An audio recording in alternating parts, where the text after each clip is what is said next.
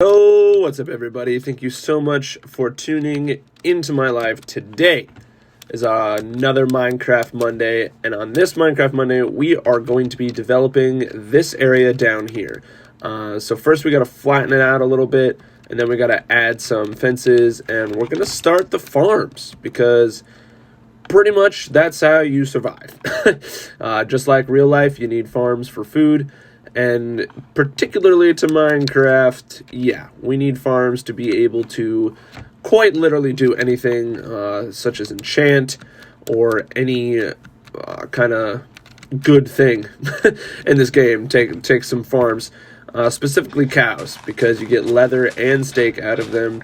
So those are kind of important, because if you've literally ever played Minecraft or have heard of Minecraft, you'll know enchanting is very important. Especially efficiency 4. The work we could have done in like half the time if we had any sort of efficiency. But that also takes diamonds, and we don't have diamonds yet, so nah. But it's more important to get the farms because we also need food, and especially once we got to like 1.13, something like that, is when we got what am I trying to say? Oh, it's when food became more important, because it allowed for healing, which detracted from saturation. So it's tough, but we're doing okay. We got actually 9 pork chops. I have no idea where we got those from. Do not remember gathering those. But food is massively important, even more important than back when I played this game, way more than I play it now. So farms are even more important. And we do have to go get some seeds, because we picked a biome that doesn't really have seeds, and that's a problem, because seeds are important. Also, yeah, welcome to Minecraft. Floating trees, haha, funny, make your jokes. Every time I see a floating tree, it bothers me. Some people leave floating trees, and I can't. If I see a floating tree, I gotta take the thing down. There's just no way. There's no way to leave it up and be sane. Just not possible. So right now I'm just trying to make this landscape a little more walkable. I don't know, it's very difficult to traverse. We also needed to collect dirt, so it's kind of a point of what I'm doing here. I think I'm just going to remove this whole hill here, because we don't really need it, and it's just in the way, and we need more dirt anyway, so we might as well grab it. This also will get us some wood, because we need to make fences to keep the animals in, because that's how animals work. Fences keep them in. Why is there a cat? This is not the jungle. Cats are outside of the jungle now? I am so confused. This game has changed. I swear I just heard a cat. Did I not just hear a cat? Am I going insane? Is there not a cat nearby? I don't know what just happened. I definitely heard a cat noise. I don't know if maybe that was like in real life. Maybe like a chair squeaked in the right way. I don't know. That was weird. That was a very strange moment. Whew. Also, apparently taming cats is different now. I haven't done a lot of research on it, because I never really tamed cats anyway, but apparently it's not just like holding a fish. Apparently there's a lot more to it now. So maybe we'll have to try that sometime. If we ever find a jungle. We honestly might never find a jungle. It's pretty difficult to do these days. Kind of like finding a nether fortress. I don't know if any of you have played Minecraft before and then played Minecraft after the nether update, but finding a nether fortress is beyond difficult with all of the new nether biomes. It's crazy. And I don't know what they changed, but like nether fortresses do not generate nearly as nicely as they used to. It is very difficult to find a good, solid nether fortress. Alright, I think I'm going to put this here. We'll flatten that out a little bit, and then we'll just make this earth at this level. I think that'll help us out a lot. But like I'm saying, nether fortresses are just absurd. They like don't generate evenly now. They're like in caves and across stuff. It's crazy. When we get to that point, I'll try and point out major differences, but But on the flip side of that, the Nether does look way nicer than it used to. I mean, the Crimson biome, so pretty. Also, Piglins completely changed the game. Like, being able to trade for stuff in the Nether, and also gave gold a purpose, because gold was kind of one of those ores that you felt should be useful, but really was one of the most useless things to mine, but you mined it anyway because, well, it looked cool. And sure, you can make golden apples, but you don't really use golden apples in a single-player world all that often, unless you're, like, fighting the Wither, maybe, or something. I don't know. But they're not nearly as useful as, say, trading for ender pearls, or fire potions, or something like that. Definitely a way more effective use of gold, so I'm really glad they brought that into the game. It's interesting to see how the game evolves over time. I feel like Minecraft, it's very... Oh, we can get seeds. Whoa. Okay, I did not know that. Anyway, as I was saying, it's interesting to see how similar Minecraft is. I mean, like, the concept is the same, and you're generally doing similar things to what we were doing back in the day, but just like any game, it's changed how it's played, and due to updates and stuff also. I mean, there's obviously different stuff like redstone and different redstone components and elytra and stuff like that just change little things about the game, it feels like, but it makes a big difference in how the game is played. And I feel like it's like that with any game that lasts for a long time. I mean, take Rocket League, for instance. The skill cap of Rocket League has changed immensely over time. I mean, if you told somebody back like 4 years ago that you could do a triple flip reset, I don't even think people knew what a flip reset was back then. I mean, that's how much the game has changed. And that just comes from over time. Sorry. I need some water. That just comes from over time. I mean, people like figuring things out about the game, and different, like, I don't think Rocket League has ever had, not since I've played Rocket League has there been an actual functional change to the game. Like, every change that I've seen is like bug fix, or adding skins, or changing like free to play, something like that.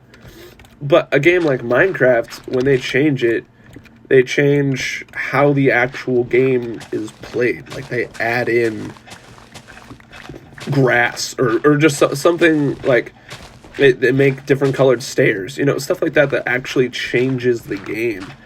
And it's interesting to see across different games what's more important to both the producer and the consumer. I mean, when you take a game like the Battle Royale series, people generally don't care how the game is played. I mean, obviously, if it's like terrible, people aren't going to play it. But once you get a game that's playable, people don't necessarily care about new weapons or something like that. I mean, those games are constantly balancing weapons, because that's what a lot of people care more about, the game being balanced. But that's just something you're going to get with a Battle Royale. But people care the most about a new map. I mean, almost every time somebody talks about an update, it's like, oh, is there a new map? Is there a new map? Like in Warzone, everybody's asking for a new map. Apex, everybody asked for a new map. And then it's kind of funny, because then you have people that are like, oh man, this new map's so difficult, I want the old map back. And so it's like, it's this weird thing that, like, different types of games have completely different I guess desires to upgrade. I don't know. It's a weird concept. I never really thought about it before this moment, but it's definitely true. There's definitely this weird ability for the game to have its own unique desires. So I don't know. Gaming is very interesting to me. I actually did a project on it when I was in high school, because I was fascinated with gaming. So I did a study on game addiction. It was actually really interesting. There's a lot of a lot of stuff about game addiction, because it's not something that you typically would think of, but it definitely happens. I mean, people get addicted to lots of different stuff, not just your typical like drugs and alcohol, but pretty much anything. TV, Netflix, relationships, stuff like that. It's important to keep your mind. I wouldn't say keep your mind clear. That doesn't really get the point across, but to just to be in control. And I think that's something that we've lost. I don't know if as a society or what, but we kind of forfeited control of ourselves for the better good of people, and that's something we should bring back. Like, common sense should not be a superpower, you know? I don't know. Maybe I'm the only one that thinks that, but I don't know. Then it's just me playing Minecraft and talking. I liked the last Minecraft episode we did. I believe it was last Thursday, where I kind of just talked about stuff while playing Minecraft, because especially in these earlier parts of the game, obviously it's boring to say, and now I'm going to place in the dirt. Place. Like, I'm not going to sit here and do that. But I also want to provide some commentary for you guys while I kind of go over what we're doing. So I'm kind of thinking of running like a Mine and Chat series, like something, I don't know, I want to figure out a way for you guys to like suggest topics, and then I can kind of dive into them while I play the game. I think that would be really interesting to do, because like, I'm not an expert by any means in multiple categories, but I have opinions, and I think they're fun to talk about, and I think it'd be interesting to kind of have you guys talk about what you want, like ask questions or something, maybe like, I don't know, maybe on my Instagram or something, and kind of answer and talk about them from my perspective, because I think everybody's perspective is important. And that's another thing, like, when did we get to a point where a differing perspective is immediately either wrong or offensive, and is like the worst thing on the planet? Like, I don't know if you guys have noticed this, but in today's society, it's like, if you disagree with somebody, it's like the worst punishment you could ever do to somebody. Sorry I'm saying like so much, by the way, I just realized that. It's the worst punishment you could possibly bestow upon somebody, is to disagree with them. And that just simply isn't true. Disagreeing, we should get back to a spot where disagreeing meant, all right, let's figure out what our differences are and how to work through them, you know? Like, how to figure out a middle ground, or how to understand. And that's the other thing, like, compromises are important for sure, but there's not necessarily a particular, I don't know, importance on finding a middle ground. Sorry, it's really hard to count and talk at the same time. It's not necessarily that important to find a middle ground. It's just important to understand each person's perspective. Like, if they're not wrong per se, or it's not like harmful for them to be thinking a certain way, I don't see a problem with it. I don't know. Maybe I'm the only one, but I think understanding where people are coming from is something that isn't ever taught, and also isn't rewarded. We don't have any sort of reward system for helping people out or understanding where they're coming from. It's you get more rewarded for disagreeing and fighting and stuff like that. And I don't know. I think it's negatively impacting our ability to communicate. And after taking a communications class, yeah, it's very important to communicate. I mean, it's, when you think about it, it's how the world goes round. I mean, without communication, there's practically no way to do anything. I mean, I dare you to go through your typical day and not communicate anything. It's not possible. I mean, because communication comes down to even body language. So even the way that you're, I don't know, walking can be a communication to somebody. So it's basically impossible not to communicate with other people.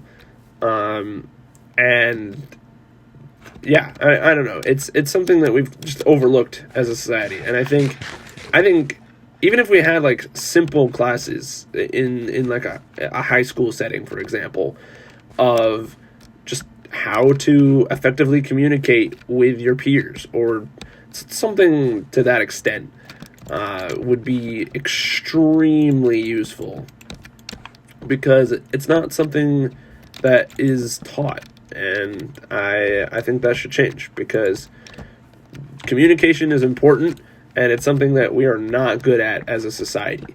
And I think that a lot of that comes from social media, because we're so used to being able to just write something out and easily, we can check it, we can spell check it, whatever, and then it's done. It's gone. You get comments, you get likes, you're happy with what you did.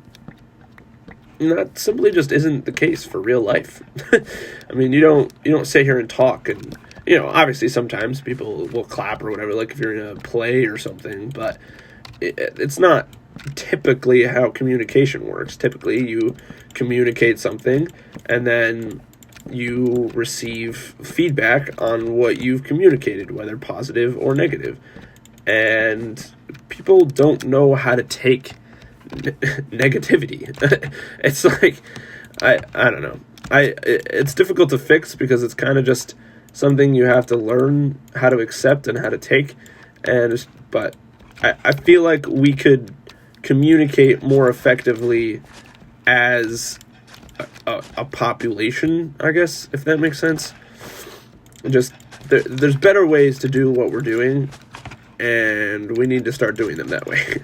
Because the ability to communicate the inability to communicate is harming us way more than it's helping us in almost every walk of life.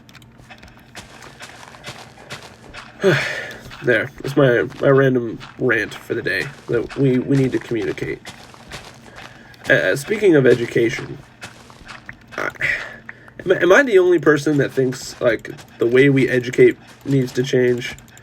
Like, I feel like maybe it's just random studies that I've seen, and I can't attest to their validity because I haven't done a lot of research into it, because I'm not in a point in my life where even if I did, I could really make any useful conclusions from what I'm learning. But, well, I guess I could make conclusions, but I couldn't really do anything with the information. Like, the way, for instance, high school works is so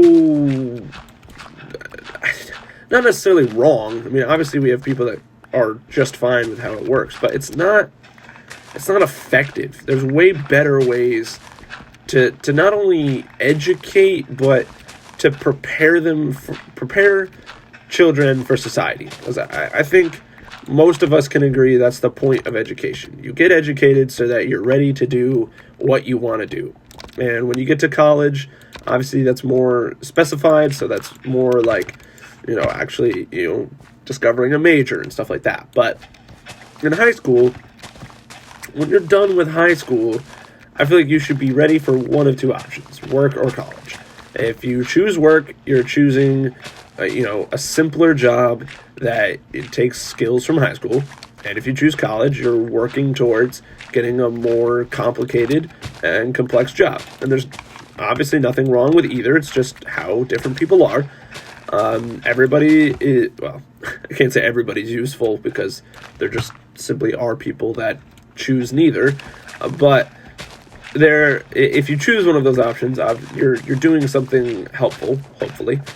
But high school doesn't really prepare you for that. I mean, it doesn't offer options, and sitting down in a classroom and getting talked at for hours on end, I feel like has been proven enough to be completely and like irrefutably not helpful.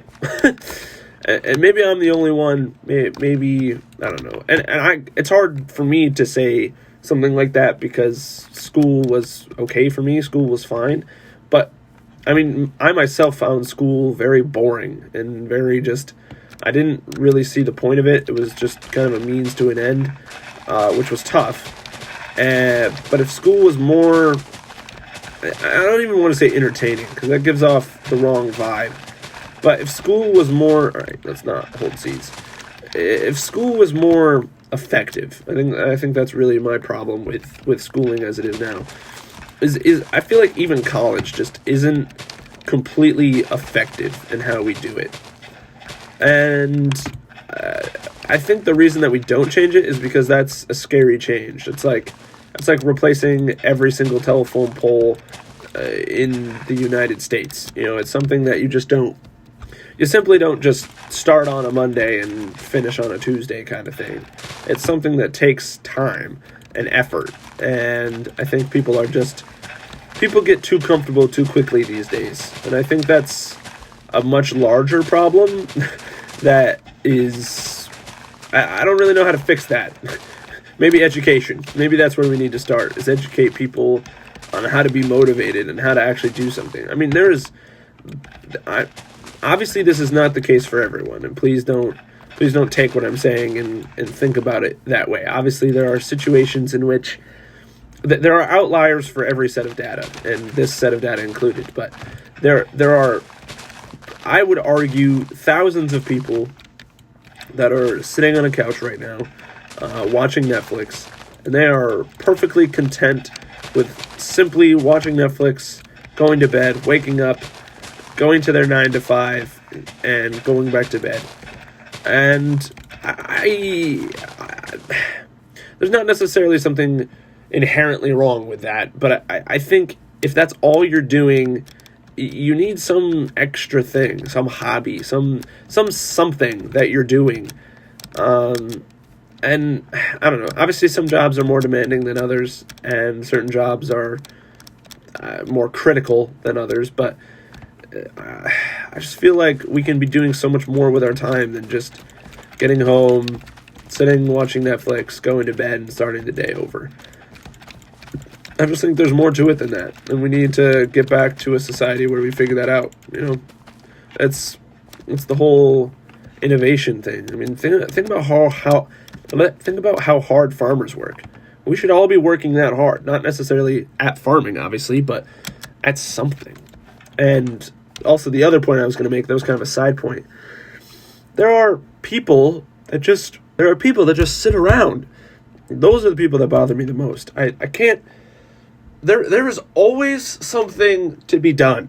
There's always something you can do to help change your life. And I think as a society, not necessarily individuals, but as a society, we have gotten far too comfortable with simply sitting around and doing nothing and receiving free handouts from the government or from our family or from to whatever. Insert whatever we get free things from. And I think we've taken away the need to work for what we have. And I don't know where that came from. And obviously there are, I would say, a vast majority of people that are not this way. Most people work for what they have. They work hard for what they have. And respect and shout out to all of you. That's how society should function. But I think, and this is evident not necessarily from individuals, but from the fact that politicians, whenever there's an election, what are the biggest things you hear? I'm going to provide blank for free, and I'm going to cut down taxes. I'm going to provide blank for this and cut down on... People want free things and they don't want to pay for it. But then they complain when things that nobody can fix because we don't have the money to fix them anymore aren't fixed. The taxes are there for a reason. Obviously, I don't appreciate paying taxes because it's annoying. Get rid of some of my hard-earned money. But when that money goes towards something that's useful for society, I'm okay with it. I'm okay with taxes that are useful.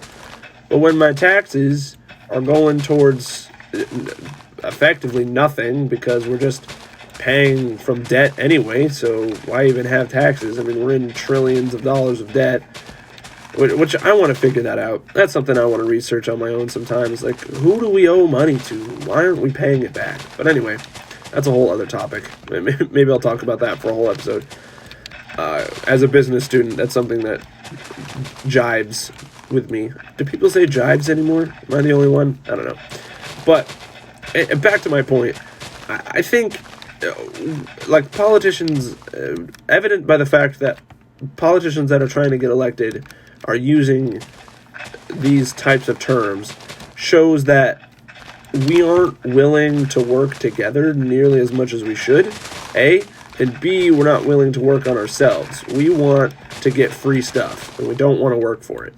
I think it should not necessarily be the other way around. I don't think we should be turning society back to the Stone Ages where everything took an immense amount of work, but I think people should have to work at least for most of the stuff they have, you know? I don't know. Maybe I'm the only one. Maybe I'm just talking to a wall and nobody's going to resonate with what I say, but if you have opinions on what I'm saying, let me know in the comments down below.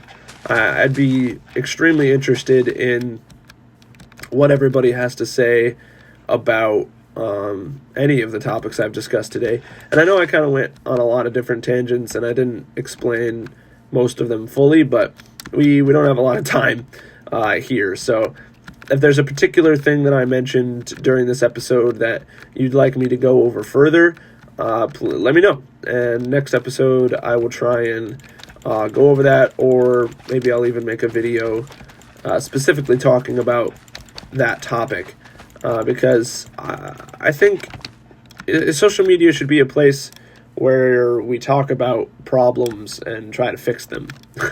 Because the infamous saying, Rome wasn't built in a day, it gets overlooked often as the importance of that statement. Wow, I'm really making this landscape bare. The importance of that statement is something, or the significance, I guess, is something people just don't grasp anymore. I mean, things take work, and it's something people aren't willing to do. And that's why, I forget what the actual study was, but there was a study done on professional violinists, and it was with the top, 5 in a class or something like that, and then the rest of them, I think, were the two categories. And they were trying to figure out the difference between the top violinists and the just average violinists. Yeah, so they were trying to find the difference. And, this was in my book. This was from my book, Essentialism. I figured out where I read about it. But he's talking about this study, and one of the things they found was actually sleep. The top violinist made time to sleep, so when they were working, it was more effective work. So sleep's important, which is something I personally struggle with. I'm terrible at sleeping. I don't schedule it in. I want to get better at that. But it's something that, we don't... the top violinist practiced, I don't even remember if it was double the amount or something like that. But the point of it is that he put the work in. This top violinist was doing an absurd amount more, and on top of that, everything he was doing was more effective. And that right there is the golden child of Rome wasn't built in a day. It takes time to do good things. I mean, take this YouTube channel, for instance. That's the whole point of me trying to do it for a year, because I hope that my last video that I post in a year, at least my last month, is better than my first month. That's the point. The point of this is to get better and to do better work as I go along. And I want to put the work in, and I think people just aren't willing to work for what they want. And then we get to a place where we hate rich people, and if you have a Lamborghini, you're clearly I don't even know, you're a horrible piece of trash human that doesn't even deserve to walk the streets with how much money you have. Certainly there are people that get rich for not doing much, okay? That's fair. But being rich, has to be difficult in today's society, because you're instantly looked down on, and you have to prove yourself so much more than your average citizen. And Like, I don't know. It's crazy to me that we don't put more respect to those that have worked so hard to get to where they are, and we almost like do the opposite. It's like, oh, you made it in life, so we hate you. It's just so much jealousy. Like, why can't we celebrate other people's successes and then work towards that ourselves? You know, why we got to be hating on these people? Well, after that, I don't know about you, but I have a lot to think about and figure out what I want to talk about, because I think I brought up a lot of decent points. Definitely didn't explain all of them very well, and I apologize for that. But like I said, we're on a time constraint, so we're not. I wanted to try and talk about as much as possible today and kind of bring up topics that are on my mind, and then hopefully I can kind of develop them throughout the series and throughout my videos. But thank you so much for tuning in to today's Minecraft episode. We got the cow pen back there created, and then we got the wheat farm because, well, we need wheat to get cows. Didn't really explain that as I was doing it, but yeah, that's the reason. And I just realized that I should have moved this entire farm back a block. And that's going to really bother me. So while I do the outro, I'm gonna fix that. But yeah, so I hope you enjoyed today's episode. We're really starting to get the farms in place. Next episode, hopefully this wheat will have grown in and we can get some nice cows, and then we hopefully can set up an enchantment table. That is my big goal for next episode, is to get an enchantment table down and start getting some enchants, because enchants are cool and important because they allow us to do more effective work, just like sleep. Full circle. So if you did enjoy today's episode, please leave a like, and if you could subscribe, that would be awesome, because yeah, it's free and it helps the channel out, and any sort of engagement with this, commenting, liking, sharing, those all will help the video reach more people. So if you could do that, that would be amazing. And yeah, as always, see you tomorrow. Peace.